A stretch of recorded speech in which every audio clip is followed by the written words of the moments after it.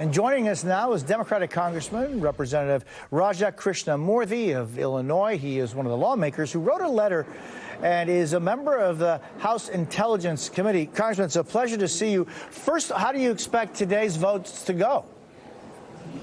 I think they're going to overwhelmingly pass. I'm just literally standing outside the House floor right now. As soon as I'm done talking to you, I'm going to go and vote a big hell yes on the marriage equality bill. So I'm looking forward to that. Well, I thank you for being with us. I know that you're about to go, and so appreciate your time. I want to turn to the release of Brittany Griner. What's your reaction to that? I'm very pleased. She had no business being in a jail in Russia. And I just want to point everyone to the State Department travel advisory that says that Americans should not go to Russia for any reason because they could be held hostage, they could be kidnapped, they could be detained for political purposes. We have to remember Putin is a thug, and he will use every means at his disposal to try to get his way. But I'm glad that Griner is being released today. Congressman, I want to turn your attention to China. You've written a letter to Twitter CEO Elon Musk requesting information about whether China restricted access to news about recent protests against the government. What have you seen that concerned you?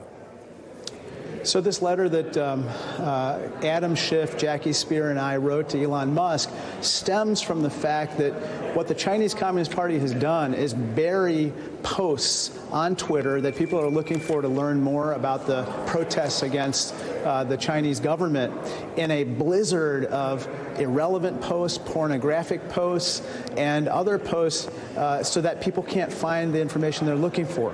So what we did was we are asking Mr. Musk, can you verify the source of these spam blockout posts to be the Chinese Communist Party, and what are we going to do to prevent this from happening going forward?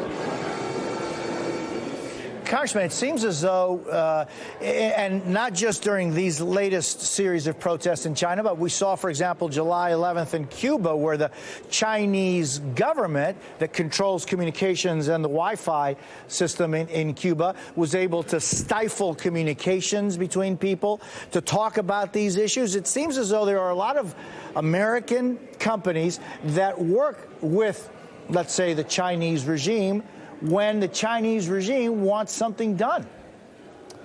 That's right. And not only that, but, you just take Twitter, for example. We've seen mass resignations. We've seen mass layoffs. We've seen people depart Twitter who would otherwise help to police against these online suppression tactics. And then secondly, Mr. Musk has said that he doesn't want Twitter to become a quote-unquote hellscape. But we're seeing chaos on Twitter. We're seeing all kinds of voices on Twitter that shouldn't be there. And then we're seeing voices that should be there suppressed by dictatorial regimes like the Chinese Communist government and the Russians, for instance. Congressman Raja Krishnamoorthi, I thank you so much for being with us. I know you're going to run to vote. Appreciate your time. Thank you so much, Jose.